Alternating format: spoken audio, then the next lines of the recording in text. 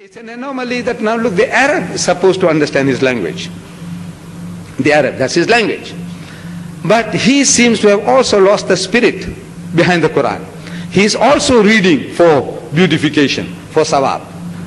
So I meet these Arabs. I meet them, I talk to them, and I'm asking them, you see, like in Kuwait, when I went to Kuwait, I saw, as I landed, the man who comes to pick me up from the ministry, sitting with me in the front.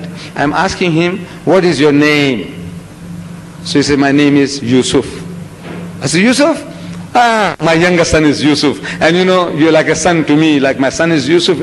So my companion who had been to Kuwait before, he whispers to me that he's a Lebanese Christian. I said, oh, in other words, you better change the tune. You know, he's not what you're thinking.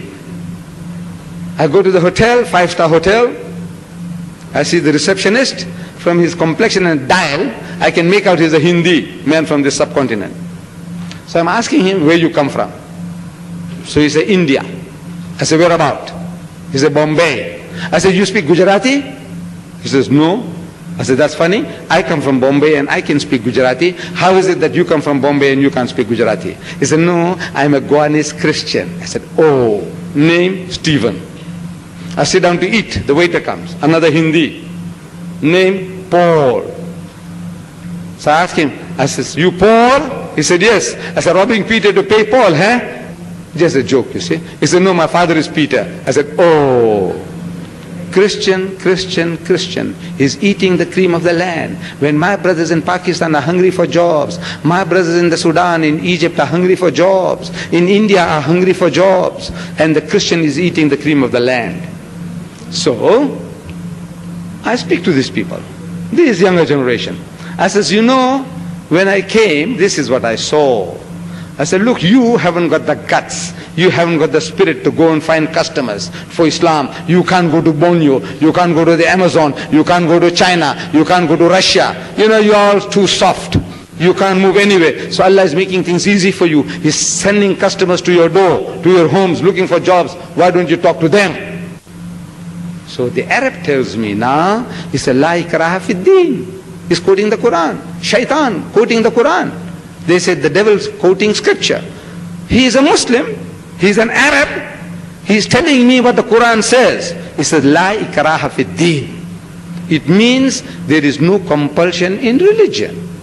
I said, who's talking about compulsion? I'm not telling you to force Islam down their throats.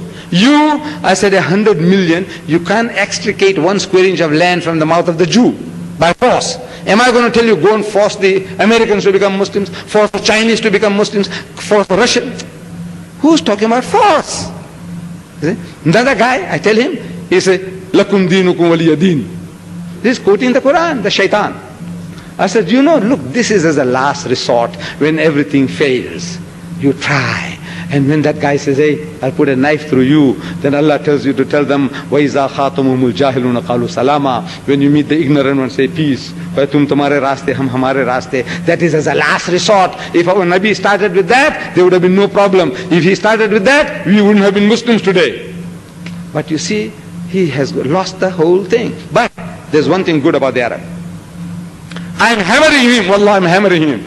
And I tell you, he loves it. This is the beauty of it. He loves it because